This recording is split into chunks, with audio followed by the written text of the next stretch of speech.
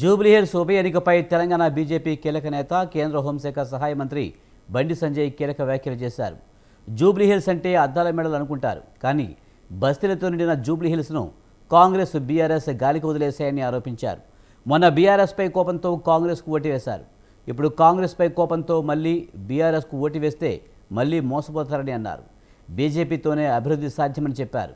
జూబ్లీహిల్స్లో కాంగ్రెస్ బీఆర్ఎస్ కుమ్మక్కయ్యని అన్నారు. ఎంఐఎంకు జూబ్లీహిల్స్లో పోటీ చేసే దమ్ము లేదని ప్రశ్నించారు. బంజారాహిల్స్లో పెద్దమ్మ గుడి కాంగ్రెస్ ప్రభుత్వం కూల్చింది. జూబ్లీహిల్స్లో బీజేపీని గెలిపిస్తే గుడిని నిర్మిస్తామని బండి సంజయ్ కీలక ప్రకటన చేశారు.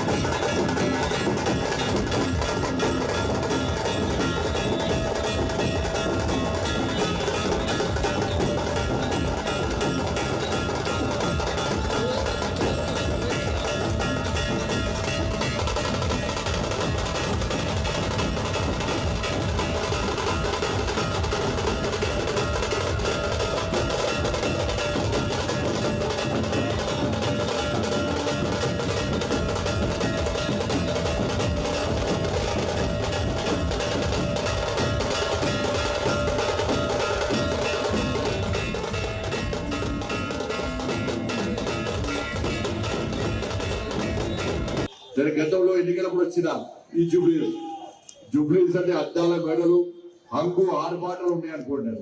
పోయినసారి దీపడి గారు పోటీ చేసినప్పుడు వచ్చి చూస్తే మొత్తం మురికి ఉప్పులు పాకబడ్డ ఇల్లు తప్ప ఏం లేవు. అంత పట్టి రోడ్డు పైన పడాలి ఏం లేవు. నేనన్నా ఇప్పుడు పోటీ చేయడానికి ఇద్దరు వస్తున్నారు. ఒకరు బీఆర్ఎస్ వాళ్ళు, ఇంకోరు కాంగ్రెస్ వాళ్ళు. 10 సంవత్సరాలు ఇదే రాష్ట్రాలైన బీఆర్ఎస్ వాళ్ళు మంచి పాలన అందిస్తే ఇవాళ జూబ్లీస్ లోకి మురుకు కుప్పలు ఉంటుండేనా అన్న? ఇలా కారకులు ఎవరు? బీఆర్ఎస్ వాళ్ళు. ఇక మేము 2 సంవత్సరాలు 100 రోజుల్లో జూబ్లీస్ అద్దలకే పెరిపిస్తామన్నారు కాంగ్రెస్ వాళ్ళు. ఏమన్నా ఇచ్చిరా అన్న? నేను అందుకే జూబ్లీస్ వాళ్ళు మొత్తుకుంటున్నా, వేడుకుంటున్నా అన్న. పోయినసారి బీఆర్ఎస్ మీద కోపంతో కాంగ్రెస్ పార్టీకి వేసారు. ఏమైందే వాళ్ళు చిప్ప చిప్పుడు కూడా చూసుకున్నారు. ఇప్పుడు మళ్ళా మీరు కాంగ్రెస్ మీద కోపంతో బీఆర్ఎస్ వేసిందనుకో మీ కొంప కొల్లెరవుతుంది. ఎందుకంటే వాళ్ళు ఇద్దరు గెలిస్తే ఇన్ని రోజులు వేసింది ఏంది అంటే ఇక్కడ పెద్ద పెద్ద బిల్డింగ్లకు పర్మిషన్లు ఇచ్చుడు, వాళ్ళ దగ్గర కమిషన్లు తప్పుడు, కాస్ట్లీ ల్యాండ్ కబ్జా చేసుడు తప్ప వాళ్ళు చేసింది ఏం లేదు. సైకిల్ మీద తిరిగే స్తోమత లేడు, సైకిల్ కూడా లేనివాడు బీఆర్ఎస్ వాడు. ఇవాళ కార్లు కొనుక్కొని మెడల కిలోల బంగారాలు వేసుకొని ఇలా రోడ్ల మీద తిరుగుతున్నారు. మొదటిదాకా ముడత చెట్టు కొనుక్కొని మూలమన్న కాంగ్రెస్ వాళ్ళు ఇలా కార్లు తిరిగి కబ్జా చేసి మనం దోసుకోవడానికి సిద్ధమయ్యారు. కాబట్టి మళ్ళీ కోరుతున్నారు, వాళ్ళిద్దరు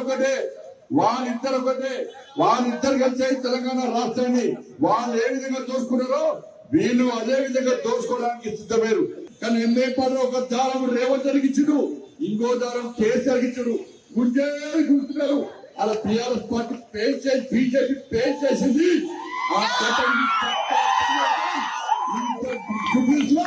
బీఆర్ఎస్ పార్టీ కాంగ్రెస్ పార్టీ సంఘటనతో చూడడానికి ఇలా భారతీయ జనతా పార్టీ కార్యకర్తలు సిద్ధంగా ఉండాలని చెప్పి అందుకే హైదరాబాద్ ఇచ్చేసింది. ఇలా బీఆర్ఎస్ ఏం చేశాడు 10 సంవత్సరాల్లో అలా సల్కాం చెరువులో ఎంఏ పార్టీ వాడు కాలేలు కట్టుకుంటే ఇలా కబ్జాలు చేసి కాలేలు కట్టుకుంటే వ్యాపారం చేస్తే వాటితో పార్ట్నర్షిప్ పెంచుకొని బీఆర్ఎస్ పార్టీలు పట్టుబట్టి పైసలు చంపారు.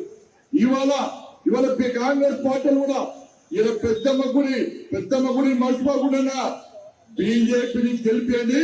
పెద్దమ్మ గుడి నిర్మాణం ఎక్కడ అదే కాంగ్రెస్ పార్టీ గెలిపిస్తే ఆ పెద్దమ్మ గుడికి సంబంధించిన 11 ఎకరాలు ఎంఐఎం పార్టీ రాసేయడానికి ముందస్తు అగ్రిమెంట్ జరిగిందన్న విషయాన్ని జూబ్లీస్ గుర్తుంచుకోవాలి. కానీ ఎంఏ పార్టీ ఒక దారం రేవంత్ ఇచ్చుడు, ఇంకో దారం కేసీఆర్ ఇచ్చుడు. గుర్తున్నారు అలా టీఆర్ఎస్ పార్టీ బీజేపీ పేజ్ చేసింది.